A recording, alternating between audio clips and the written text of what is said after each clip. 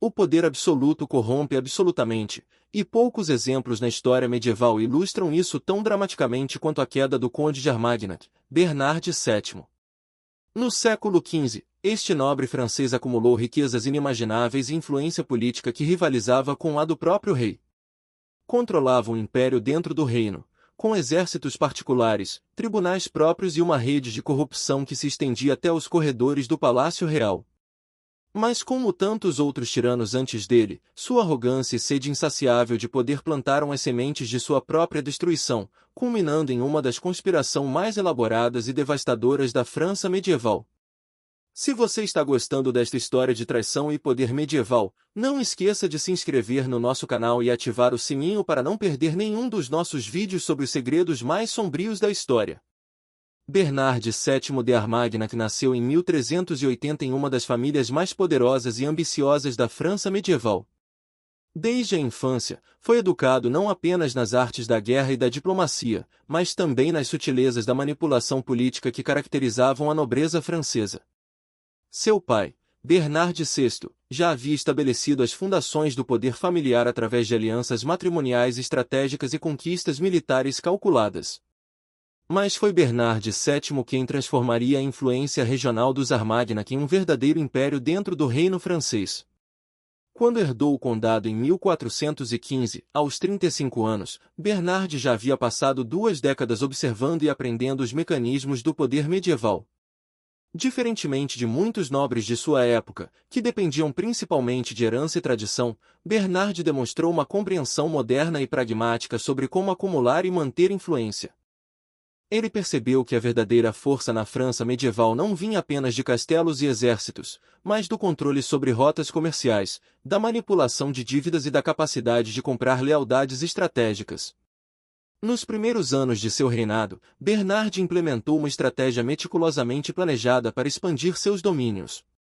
Começou oferecendo empréstimos a juros baixos para nobres menores em dificuldades financeiras, sempre exigindo terras como garantia. Quando esses nobres inevitavelmente não conseguiam pagar, Bernard generosamente oferecia perdoar as dívidas em troca da vassalagem permanente. Em menos de uma década, havia incorporado territórios equivalentes a 1/3 da França atual, criando um mosaico complexo de lealdades que transcendiam as fronteiras tradicionais dos feudos. O conde possuía não menos de 23 castelos estrategicamente posicionados, cada um guardado por contingentes de mercenários alemães e suíços que ele mantinha através de salários generosos e espólios de guerra. Esses exércitos privados totalizavam mais de 15.000 homens, uma força militar que rivalizava com os exércitos reais. Seus castelos não eram apenas fortalezas militares, mas também centros econômicos onde ele estabeleceu moedas próprias, tribunais independentes e sistemas administrativos que operavam completamente fora da jurisdição real. Mas a verdadeira genialidade de Bernard residia em seu controle sobre o comércio. Suas terras incluíam pontos cruciais ao longo do rio Garonne e várias passagens montanhosas nos Pirineus, permitindo-lhe cobrar pedágios de praticamente todo o comércio entre a França e a Espanha. Ele estabeleceu uma rede de agentes em cidades comerciais importantes, desde Bordeaux até Toulouse, que não apenas coletavam suas taxas mas também forneciam informações valiosas sobre movimentações políticas e militares. O sistema de extorsão de Bernard era sofisticado e aparentemente legal. Ele oferecia proteção a comerciantes contra bandidos, mas ao mesmo tempo patrocinava discretamente esses mesmos bandidos para aterrorizar aqueles que recusavam seus serviços. Caravanas que tentavam evitar suas rotas frequentemente desapareciam misteriosamente, criando uma atmosfera de terror que forçava praticamente todos os comerciantes a aceitar suas condições. Em poucos anos, Bernard controlava efetivamente todo o comércio no sudoeste francês, gerando uma renda anual estimada em mais de 200.000 livros de ouro. Essa riqueza extraordinária permitiu-lhe penetrar nos círculos mais altos da política francesa. Durante a Guerra dos 100 Anos, Bernard desenvolveu uma estratégia de lealdade fluida que maximizava seus ganhos independentemente de qual facção estava vencendo. Ele mantinha agentes secretos tanto no campo dos Armagnacs quanto no dos Bourguignons, vendendo informações e serviços militares para ambos os lados conforme a situação exigia. Essa duplicidade lhe rendeu inimizades profundas, mas também lucros imensos e uma posição única como mediador indispensável. A influência de Bernard na corte real atingiu seu ápice durante a regência turbulenta que seguiu a coroação do jovem Carlos VII. O rei, ainda inexperiente e cercado por conselheiros conflitantes, mostrou-se suscetível à influência do conde rico e aparentemente leal. Bernard sistematicamente corrompeu membros-chave do Conselho Real, oferecendo não apenas ouro, mas também casamentos vantajosos para suas filhas, posições lucrativas para seus filhos e proteção militar em tempos incertos. Através dessa rede de corrupção, Bernard efetivamente governava grandes partes da França sem qualquer título oficial. Suas decisões sobre taxação, justiça e política externa eram implementadas através de seus fantoches no Conselho Real. Ele manipulava nomeações para posições eclesiásticas importantes, garantindo que bispos leais controlassem a opinião pública em regiões estratégicas. Sua influência se estendia até mesmo aos tribunais reais, onde juízes subornados garantiam veredictos favoráveis em disputas envolvendo seus interesses.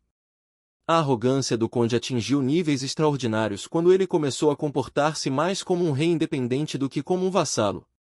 Estabeleceu uma corte elaborada em seu castelo principal, completa com cerimônias pomposas que rivalizavam com as do Palácio Real. Nobres de toda a Europa visitavam seus domínios para buscar favores e alianças, tratando-o com deferência normalmente reservada à realeza. Bernard cunhou moedas com sua própria efígie, estabeleceu leis que contradiziam diretamente os éditos reais e chegou ao ponto de assinar tratados internacionais independentes com principados espanhóis. Seus métodos para manter controle sobre seus vastos domínios tornaram-se progressivamente mais brutais. Camponeses que questionavam suas taxas exorbitantes simplesmente desapareciam durante a noite, seus corpos frequentemente encontrados semanas depois em estados que serviam como advertência a outros. Nobres menores que tentavam recuperar independência encontravam seus castelos sitiados por exércitos aparentemente bandidos, mas obviamente bem organizados e financiados. Membros de sua própria família que demonstravam ambições independentes sofriam acidentes convenientes ou desenvolviam doenças misteriosas. O sistema de espionagem de Bernard era talvez o aspecto mais intimidador de seu império. Ele mantinha redes de informantes em cada cidade importante de seus domínios e além, desde servos de taverna até secretários de nobres rivais. Essas redes não apenas forneciam informações valiosas sobre conspirações potenciais, mas também permitiam-lhe antecipar movimentos políticos e econômicos que poderia explorar para lucro. Nenhum segredo parecia estar seguro de seus agentes, criando uma atmosfera de paranoia que desencorajava qualquer oposição organizada. Entretanto, enquanto Bernard consolidava seu poder através do medo e da corrupção, também plantava as sementes de sua própria destruição. Cada família arruinada por suas manipulações, cada comerciante extorquido por suas taxas, cada nobre humilhado por sua arrogância se tornava um inimigo potencial. Mais perigoso ainda, sua própria família começou a fragmentar-se sob o peso de suas demandas tirânicas e da atmosfera tóxica que criará. A primeira rachadura significativa apareceu quando seu irmão mais novo, Charles de Armagnac, tentou estabelecer independência administrando suas próprias terras herdadas de forma mais benevolente. Bernard interpretou isso como uma traição direta e reagiu com violência característica, confiscando as terras de Charles e forçando-o ao exílio. Essa ação chocou até mesmo seus apoiadores mais leais, pois quebrava tradições sagradas de solidariedade familiar que eram fundamentais para a sociedade feudal. Simultaneamente, outros nobres franceses começaram a perceber que o poder crescente de Bernard representava uma ameaça existencial não apenas para suas próprias posições, mas para toda a estrutura tradicional do reino. O Duque de Bourbon, em particular, observou com alarme crescente como Bernard sistematicamente absorvia territórios e influência que poderiam eventualmente ameaçar até mesmo os mais poderosos duques da França. Essa percepção levou à formação gradual de uma aliança defensiva entre nobres que normalmente competiam entre si. A situação tornou-se crítica quando Bernard cometeu seu erro mais grave: ele subestimou completamente a inteligência e determinação de seus inimigos. Convencido de sua própria invencibilidade após décadas de sucesso, Bernard assumiu que sua rede de espionagem e seu poder econômico o protegeriam de qualquer conspiração séria. Essa arrogância o cegou para os sinais crescentes de uma oposição organizada que se desenvolvia nas sombras de sua própria corte. Em 1442, uma reunião secreta ocorreu no castelo isolado do Duque de Bourbon, longe dos olhos e ouvidos dos agentes de Bernard. Presentes estavam representantes de mais de 20 famílias nobres, comerciantes influentes de pelo menos 10 cidades importantes, e, surpreendentemente, vários membros da própria família Armagnat. O objetivo era simples: destruir completamente o poder de Bernard VII e redistribuir sua influência de forma a restaurar o equilíbrio tradicional do reino. A conspiração que emergiu dessa reunião foi obra-prima de planejamento estratégico.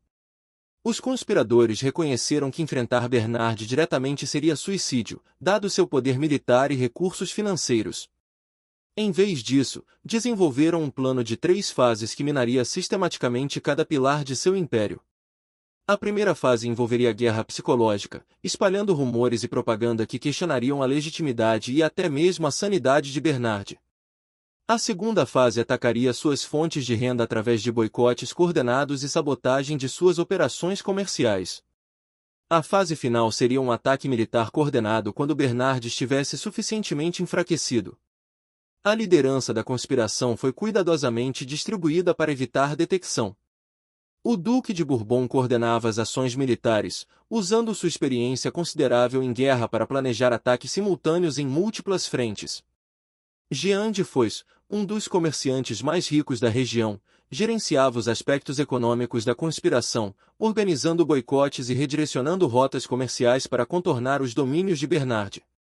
Mais crucialmente, Jean de Armagnat, sobrinho de Bernard, fornecia informações internas detalhadas sobre as operações e vulnerabilidades de seu tio.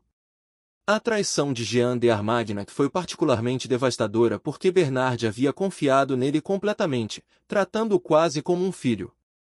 Jean tinha acesso a todos os segredos familiares, localizações de tesouros escondidos, códigos de comunicação com agentes, cronogramas de movimentação de tropas, e detalhes íntimos sobre as fraquezas pessoais de Bernard.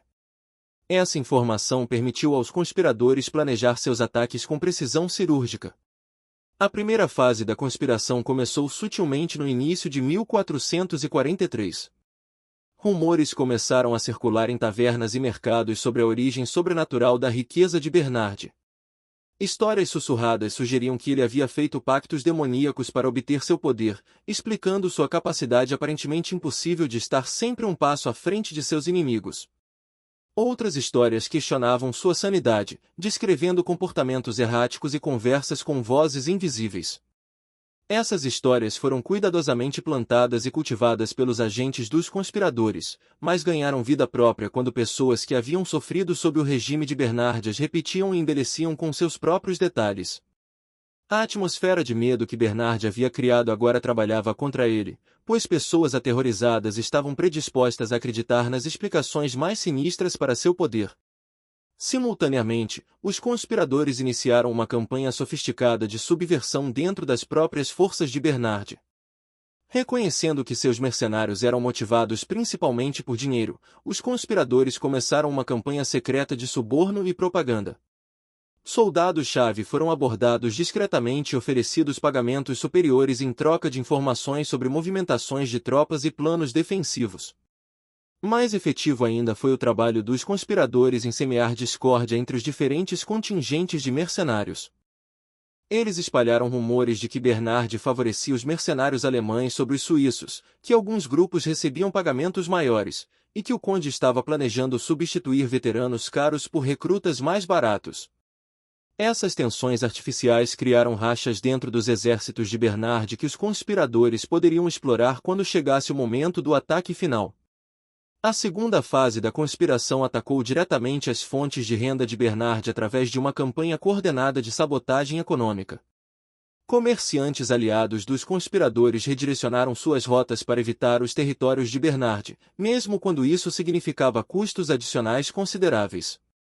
Banqueiros em cidades controladas pelos conspiradores recusaram-se a honrar letras de crédito emitidas pelos agentes de Bernard, criando crises de liquidez em suas operações. Mais devastador foi o ataque coordenado aos sistemas de coleta de taxas de Bernard. Pequenos grupos de bandidos, secretamente financiados pelos conspiradores, começaram a atacar sistematicamente os coletores de impostos de Bernard. Esses ataques eram cuidadosamente planejados para parecer banditismo comum, mas sua frequência e coordenação logo começaram a impactar seriamente a receita do conde. Os conspiradores também infiltraram agentes nos sistemas administrativos de Bernard, onde puderam sabotar operações internas. Documentos importantes desapareciam misteriosamente, mensagens eram interceptadas e alteradas, informações confidenciais sobre operações militares chegavam aos inimigos de Bernard com regularidade suspeita. O sistema de espionagem que havia sido uma das maiores forças de Bernard gradualmente se voltou contra ele. Enquanto isso, Jean de Armagnac continuava a fornecer informações cruciais sobre as ações e reações de seu tio. Através dele, os conspiradores souberam que Bernard estava começando a suspeitar de traição, mas que suas investigações estavam focadas nos alvos errados. Bernard suspeitava principalmente de inimigos externos óbvios, nunca imaginando que a conspiração incluía membros de sua própria família e operava a partir de dentro de sua própria corte. A terceira fase da conspiração começou durante o inverno rigoroso de 1444, quando nevascas intensas isolaram muitos dos castelos de Bernard. Os conspiradores haviam planejado cuidadosamente este momento, sabendo que o tempo severo limitaria a capacidade de Bernard de mover tropas rapidamente entre suas fortalezas. O ataque foi lançado simultaneamente em 7 frentes diferentes, sobrecarregando completamente a capacidade de resposta do conde. O primeiro ataque atingiu as instalações de armazenamento onde Bernard guardava a maior parte de seus tesouros. Mercenários subornados abriram os portões durante a madrugada, permitindo que forças dos conspiradores saqueassem sistematicamente décadas de riqueza acumulada. Em uma única noite, Bernard perdeu aproximadamente 60% de sua fortuna líquida, incluindo reservas de ouro que usava para manter a lealdade de seus agentes. Simultaneamente, outros grupos atacaram instalações de armazenamento de armas e suprimentos, pontes estratégicas que conectavam os domínios de Bernard, e centros administrativos onde eram mantidos registros de suas operações financeiras. A coordenação desses ataques foi tão precisa que Bernard inicialmente assumiu que estava enfrentando uma invasão estrangeira massiva, nunca suspeitando que se tratava de uma conspiração doméstica. A perda súbita de recursos financeiros teve um efeito cascata devastador no império de Bernard. Mercenários que não receberam seus pagamentos programados começaram a desertar ou a mudar de lado abertamente. Agentes que dependiam de subornos regulares pararam de fornecer informações ou começaram a vender seus serviços aos conspiradores. A rede de corrupção que havia sido a base do poder de Bernard desmoronou em questão de semanas. Mais devastador psicologicamente foi a revelação gradual de que a conspiração incluía pessoas em quem Bernard havia confiado completamente. Quando confrontou Jean de Armagnac sobre vazamentos óbvios de informação, seu sobrinho finalmente confessou seu papel na conspiração, explicando calmamente como havia fornecido aos inimigos todos os detalhes necessários para destruir o império familiar. A traição familiar quebrou algo fundamental no espírito de Bernard. Relatos de testemunhas descrevem uma transformação dramática no conde, que passou de um líder confiante e dominador para um homem paranoico e cada vez mais irracional. Ele começou a ver traição em cada sombra, suspeitando até de servos que o haviam servido fielmente por décadas. Sua incapacidade de confiar em alguém o isolou completamente no momento em que mais precisava de apoio. O cerco final ao castelo principal de Bernard começou no final de abril de 1444. Os conspiradores haviam reunido uma força de cerca de 8.000 homens, incluindo muitos ex-mercenários de Bernard que haviam mudado de lado. O castelo, normalmente defendido por uma guarnição de 1.500 homens, agora contava com apenas 300 soldados ainda leais, muitos dos quais estavam começando a questionar sua própria lealdade. Durante os 3 meses do cerco, Bernard assistiu impotente enquanto seu mundo desmoronava completamente. Um por um, seus castelos menores se renderam ou foram tomados pelos conspiradores. Suas rotas comerciais foram completamente interrompidas. Seus agentes em cidades distantes enviaram mensagens desesperadas relatando que haviam perdido toda influência e estavam sendo caçados como criminosos. Mais cruelmente, os conspiradores garantiram que Bernard soubesse exatamente como estava sendo traído. Eles enviaram mensageiros regulares com listas detalhadas de propriedades confiscadas, aliados que haviam mudado de lado, e segredos que haviam sido revelados. Essa tortura psicológica foi projetada para quebrar completamente a vontade de resistência do conde. Os últimos dias de Bernard VII de Armagnac foram marcados por uma paranoia extrema que beirava a loucura. Servos relataram que ele falava sozinho por horas, às vezes gritando com inimigos invisíveis, outras vezes sussurrando conspirações imaginárias. Ele se recusava a comer qualquer alimento que não tivesse sido preparado por suas próprias mãos, convencido de que cada pessoa ao seu redor estava tentando envenená-lo. A morte final de Bernard veio não através de uma batalha gloriosa ou execução pública, mas de forma patética e solitária em seus próprios aposentos. Na manhã de 15 de julho de 1444, foi encontrado morto em sua cama, aparentemente vítima de envenenamento. Nunca se descobriu quem administrou o veneno fatal, pois praticamente todos no castelo tinham motivos e oportunidade. A conspiração que destruiu o Conde de Armagnac serve como um exemplo poderoso de como o poder absoluto, quando baseado em medo e corrupção, inevitavelmente cria as condições para sua própria destruição. Bernard havia construído um império impressionante, mas sua fundação em traição e extorsão garantiu que seria derrubado pelos mesmos métodos que havia usado para construí-lo. Sua queda não foi apenas a destruição de um tirano, mas uma restauração do equilíbrio político que sua ambição havia ameaçado destruir permanentemente.